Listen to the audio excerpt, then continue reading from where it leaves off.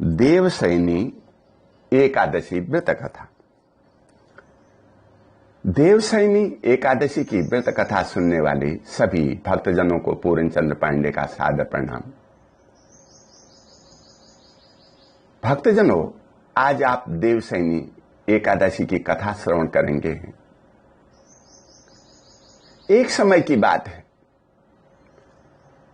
वनवास के समय धर्मराज युधिष्ठिर अपने चारों भाइयों एवं द्रौपदी के साथ वन में विचरण कर रहे थे। आषाढ़ का महीना, शुक्ल पक्ष की एकादशी का दिन। अभी तक पांडवों को कहीं से भोजन प्राप्त नहीं हो पाया है, निराहार हैं, दोपहर हो गई। तभी श्री कृष्ण भगवान वहां आ पहुंचे।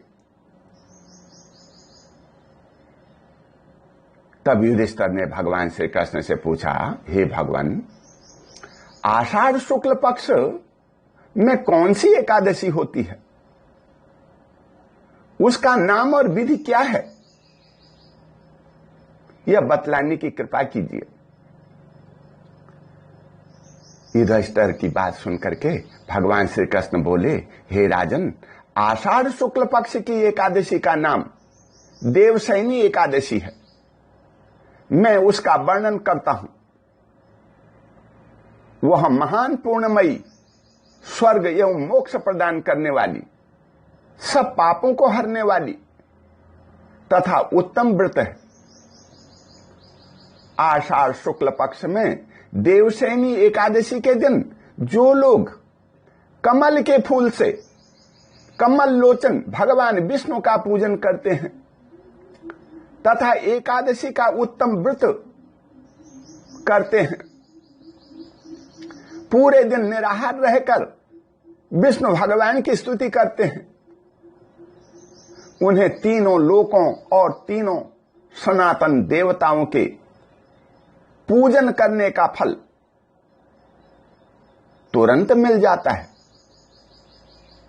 भगवान विष्णु कहते हैं, हरिशयनी एकादशी के दिन मेरा एक स्वरूप पाताल लोक में राजा बलि के यहां रहता है, दूसरा क्षीर सागर में शेषनाग की सैया पर रहता है। मैं इन दोनों स्थानों पर तब तक शयन करता हूं, तब तक सोता हूं, जब तक आगामी कार्तिक मास की एकादशी नहीं आ जाती।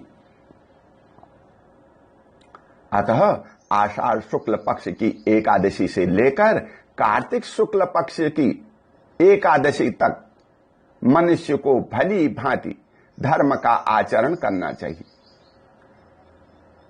जो मनुष्य इस एकादशी का व्रत करता है, शंकर भगवान की तथा मां भगवती की उपासना करता है, भगवान विष्णु का नाम जप तथा उनके अवतारों की कथा श्रवण करता है, वो परम गति को प्राप्त हो जाता है।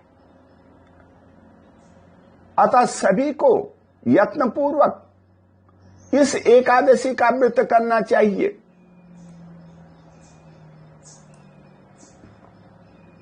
एकादशी की रात में जागरण करके शंख, चक्र और गदा धारण करने वाले भगवान विष्णु की भक्ति पूर्वक पूजा करनी चाहिए। ऐसा करने वाले पुरुष के पुण्य की गणना करने में चतुर्मुख ब्रह्मा जी भी असमर्थ हैं। विष्णु भगवान कहते हैं, हे राजन, जो इस प्रकार भोग और मोक्ष प्रदान करने वाले सर्व पापहारी एकादशी के उत्तम व्रत का पालन करते हैं, वह निर्धन हो, अनाथ हो, चाहे जाति का चांडाल हो, वह संसार में सदा मेरा प्रिय करने वाला बन जाता है।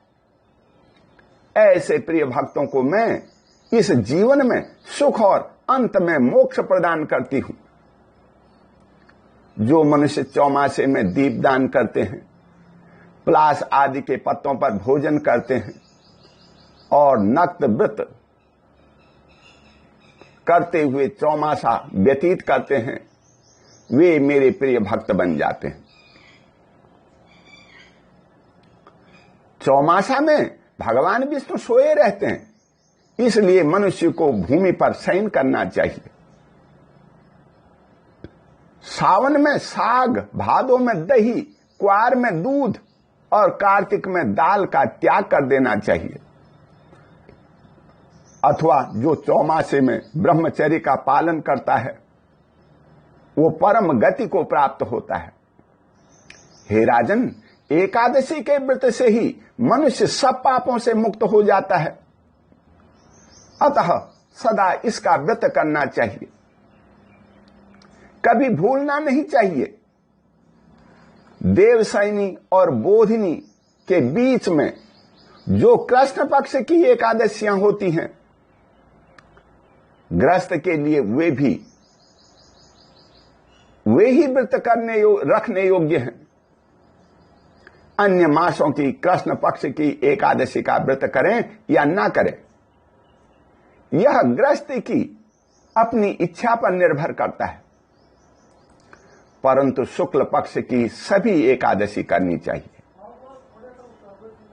एकादशी के व्रत करने से मनुष्य के सभी पाप नष्ट हो जाते हैं,